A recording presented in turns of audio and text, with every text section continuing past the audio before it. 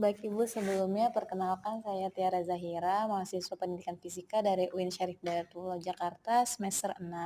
Boleh sebelumnya Ibu perkenalkan diri dulu? Ya, nama Ibu Lia dipanggilnya, mengajar di Mandua Tangerang,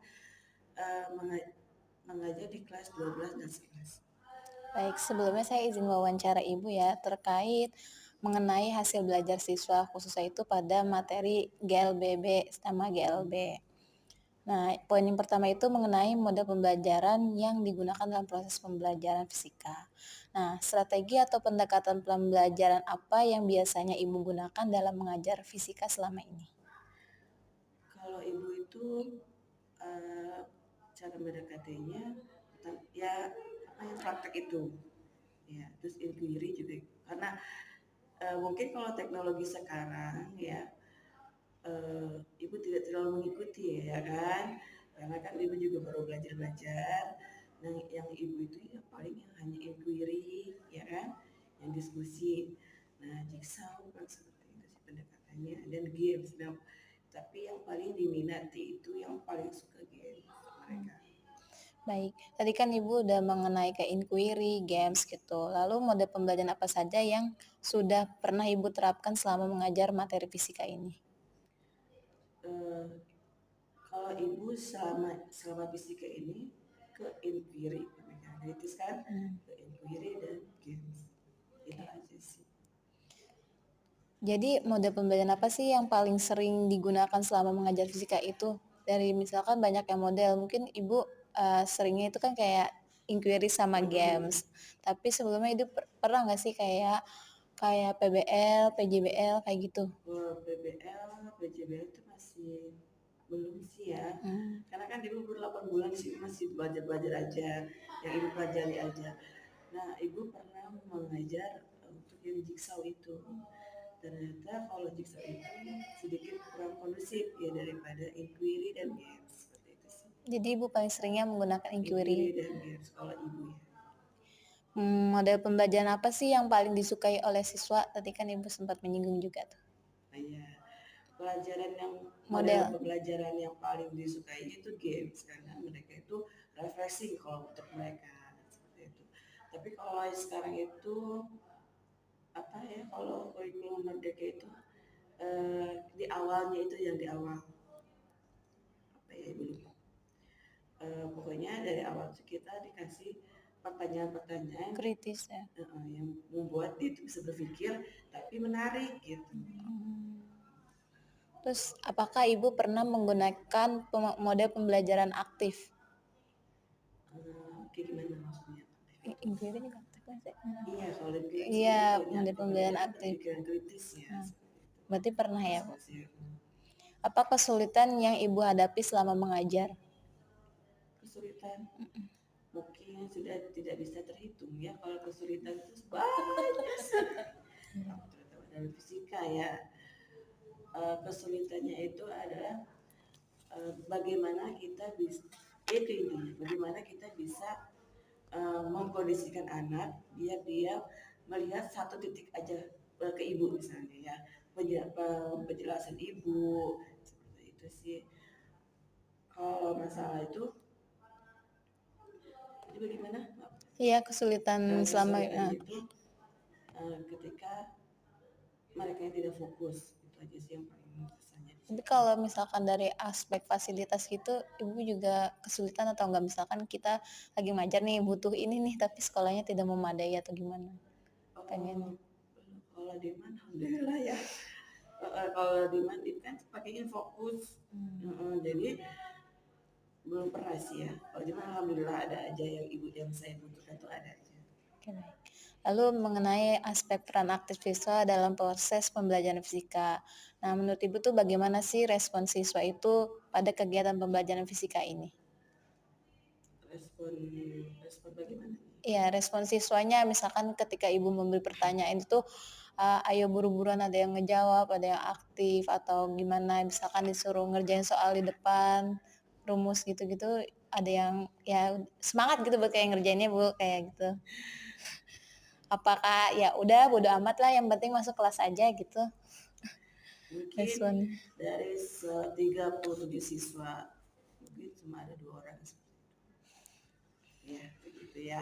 Karena kalau kita tidak bisa memaksakan sih ya, karena eh, apa ya, itu minat mereka itu berbeda-beda intinya seperti itu. Paling kalau untuk fisika hanya 1 atau 2 orang. Lalu tadi kan dari 37 cuman 2 ya, Bu. Nah, tapi tuh setelah Ibu terapkan kayak model inquiry dan games itu tuh bagaimana sih respon siswa itu terhadap model pembelajaran yang Ibu terapkan tersebut selama mengajar fisika? Nah, ketika ibu memakai model pembelajaran games, itu mereka itu sangat suka. Tapi kalau antara inquiry dan games, ibu lebih suka ke games karena kita kan membuat games, tapi materi itu yang kita ajarkan kan. Nah, seketika mereka itu kalau pakai games karena dia terlalu semangat, gimana caranya nih biar kelompok saya menang, gitu kan? Akhirnya dia belajar setidaknya satu pemahaman, 2 pemahaman dia paham gitu. Karena kan pertanyaannya itu seperti itu sih. Kalau menurut ibu ya, kalau ibu ngajar kemarin ya karena gains yang buat bagus. Karena kalau pemahaman satu atau 2 sampai 3 mereka paham, itu sudah luar biasa menurut ibu. Karena kan tidak harus memaksakan semua harus paham. Jadi semangat responnya kalau Iya, misalnya games. semangat. Lalu mengenai aspek penggunaan contoh-contoh kontekstual dalam kehidupan nyata pada materi fisika.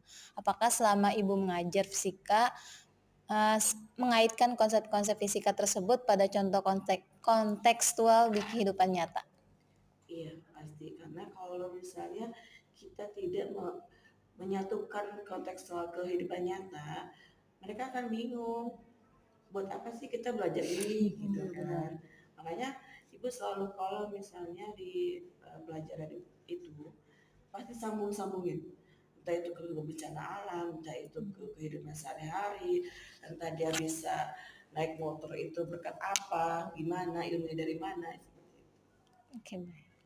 Lalu mengenai aspek respon siswa saat pembelajaran fisika di kelas. Nah, menurut Ibu tuh apa saja sih faktor-faktor yang menyebabkan siswa merasa bosan dalam pembelajaran fisika?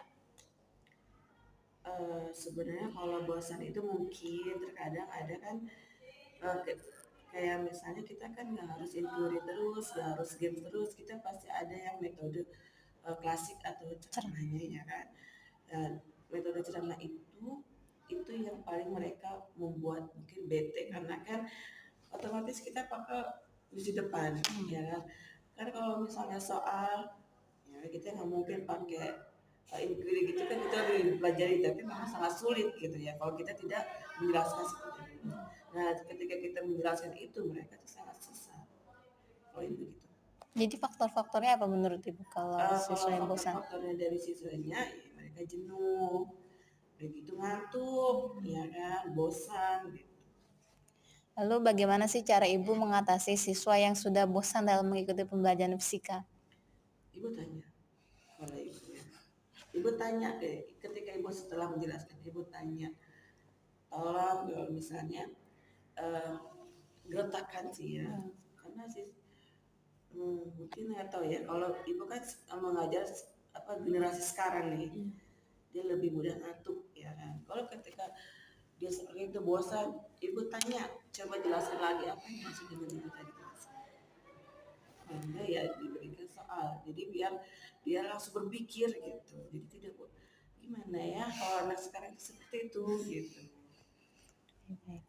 Lalu terkait motivasi belajar siswa pada mata pelajaran fisika. Nah, menurut Ibu tuh apakah motivasi belajar siswa itu mampu mempengaruhi hasil belajar siswa itu sendiri? Iya, kalau motivasi. Kan siswa itu kan berbeda-beda keinginannya dan cita-citanya. Nah, kalau dia cita-citanya sesuai dengan apa yang kita pelajari, itu pasti dia termotivasi. Misalnya kayak kemarin kelas 12 tuh, dia kan kuliahnya mau ngambil teknik. Nah, di situ ibu menjelaskan teknik itu seperti apa, kuliahnya teknik itu seperti apa, nanti dia termotivasi. Ayo kalau yang mau ambil teknik belajar fisikanya yang benar. Gitu. Di situ sih, jadi dia termotivasi terus belajar. Jadi sangat mempengaruhi ya kalau Iya, sangat motivasi. berpengaruh motivasi itu. Makanya kalau kita belajar itu kan, kalau kita mengajar nih, ya kita nggak harus ngomongin pelajaran ini, kita bisa melenceng yang bikin motivasi mereka, yaitu kalau kelas 12 lebih ke jurusannya dia, ke kuliahnya dia pasti dimotivasi. Baik. Lalu poin yang terakhir itu mengenai hasil belajar siswa pada mata pelajaran fisika. Bagaimana sih selama Ibu mengajar itu cara menilai capaian hasil belajar fisika siswa di kelas selama ini? Ke Ya kalau ibu kan dari tugas juga, dari pemahaman juga, itu sih kalau kita kalau cari penilaian, ya kan.